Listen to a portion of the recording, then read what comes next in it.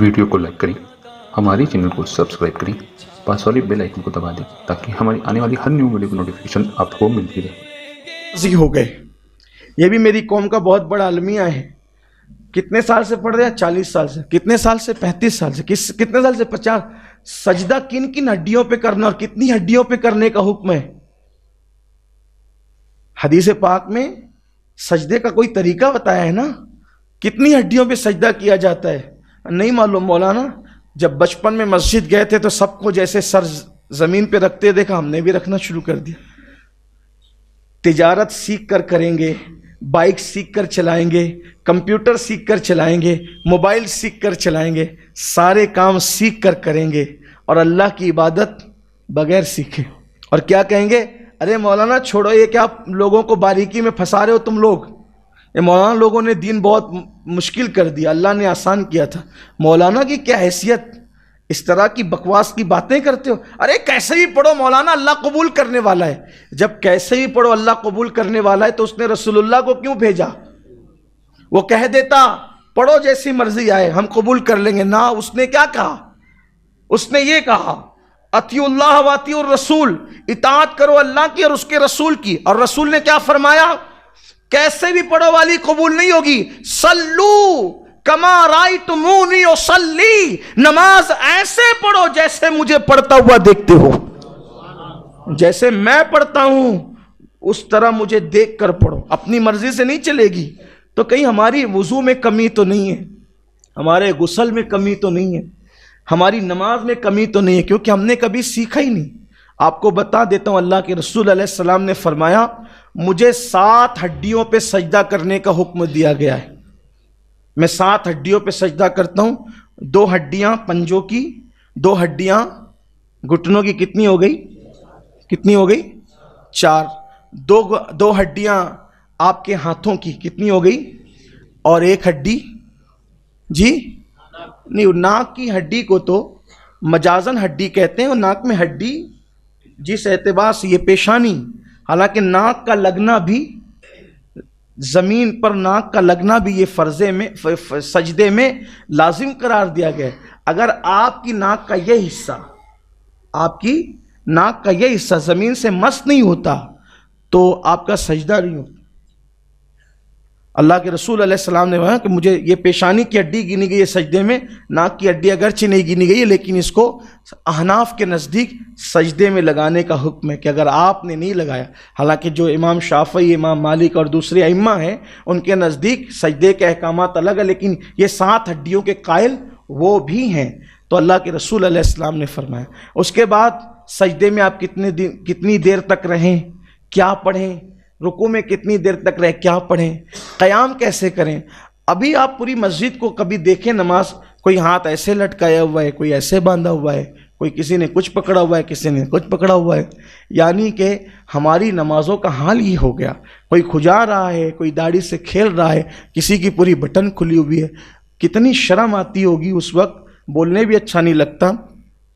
نوجوان لڑکے، بلکہ نماز لوگوں کی فاسد ہوتی، نوجوان لڑکے آج کل کے جو نماز پڑھتے ہیں جینس پہن کر آتے ہیں، شارٹ پہنتے ہیں، جب وہ رکوع میں جاتے ہیں تو رکوع میں جانے سے تو اوپر کے کپڑے کھنچ جاتے ہیں، نیچے کے کپڑے اگر وہ بیلٹ وغیرہ لگائے اور کپڑے سخت ہیں وہ ایسے اٹھ جاتے ہیں، تو یہ جو کمر کی ہڈی کا حصہ ہے وہ کھل جاتا ہے، اکثر و بیشتر کھل جاتا ہے۔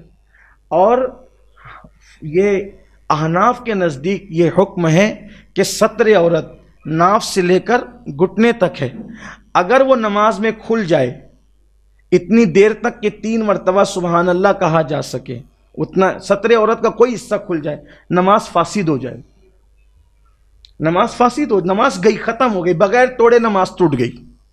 اب بتائیں آپ کتنوں کی نماز ٹوٹتی ہے؟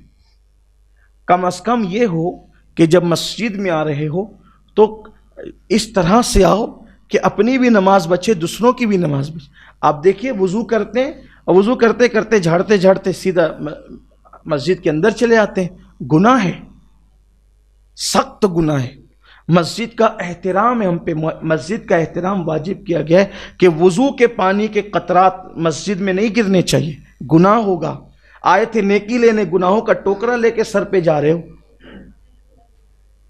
ہم آپ کو مشکل نہیں کرنا چاہتے، لیکن یہ کہ جب آپ اسکول جانے کے آداب سیکھ چکے، آفیسروں کے درمیان جانے کے آداب سیکھ چکے، تو اللہ کی بارگاہ کا ادب بھی تو سیکھ لو، کیونکہ یہ اللہ کی بارگاہ ہے جسے مسجد کہتے ہیں۔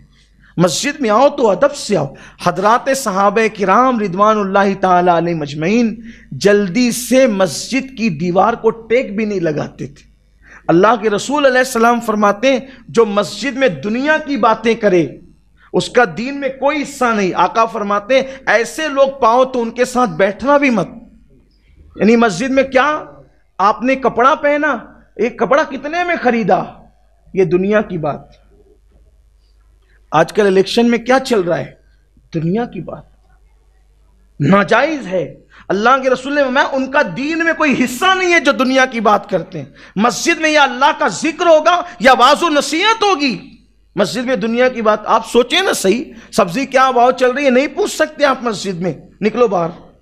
اسی لیے قرآن کہتا ہے، جمعہ کے دن کے لیے کہتا ہے یا ایھا الذین آمنوا اذا نودی للصلاۃ من یوم الجمعہ فاسعوا الی ذکر اللہ وذروا البیع۔ اے ایمان والو، جب تم جمعہ کی اذان سنو کاروبار بند کرو، مسجد میں آ جاؤ، اللہ کا ذکر کرو نماز کے لیے۔ جب نماز ہو جائے تب یہاں پر باتیں سٹکارتے نہیں بیٹھنا، ادھر کیا چل رہا ہے ادھر کیا چل رہا ہے۔ کیوں؟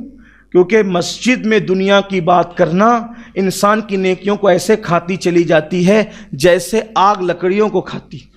آپ کی نیکیاں باہر ہوتی رہتی آپ کے نام اعمال سے جب آپ دنیا کی بات مسجد میں کر رہے ہوتے ہو۔ یا اللہ کا ذکر کرو یا مسجد میں عبادت کرو، ورنہ پھر قرآن کیا کہتا ہے جب جمعہ کی نماز ہو جائے تو کیا کرو، فَإِذَا قُضِيَتِ الصَّلَاةُ فَانتَشِرُوا فِي الْأَرْضِ۔ فَإِذَا قُضِيَتِ الصَّلَاةُ فَانتَشِرُوا فِي الْأَرْضِ، مسجد سے باہر نکل جاؤ، جب نماز پڑھ لو مسجد سے باہر نکل جاؤ۔ مسجد کھڑے رہنے کی جگہ ہے ادب کے ساتھ، قوموا للہ قانتین، ادب سے کھڑے رہنے کی جگہ ہے، وہ پڑے رہنے کی جگہ نہیں ہے۔ مسجد کو پڑے رہنے کی جگہ نہ بناؤ۔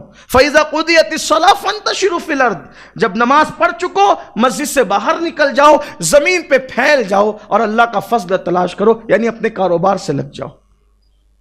دنیا کی باتیں نہیں کرنا مسجد۔ اللہ کے رسول نے فرمایا قیامت کی نشانیوں میں سے ایک نشانی ہے کہ مسجدوں کے اندر لوگ دنیا کی باتیں کریں گے، تم ان کے قریب بھی مت بیٹھنا، ان کا دین میں کوئی حصہ نہیں ہے۔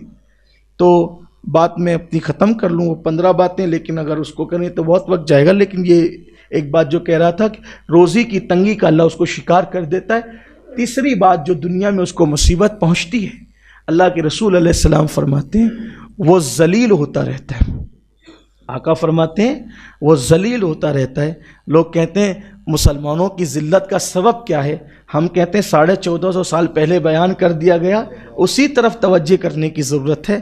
بہت کوئی نئی چیز لانے، کوئی مفکر اب کوئی بات ہمیں نئی نہیں دے گا، کوئی مقرر ہمیں کوئی بات نہیں دے گا۔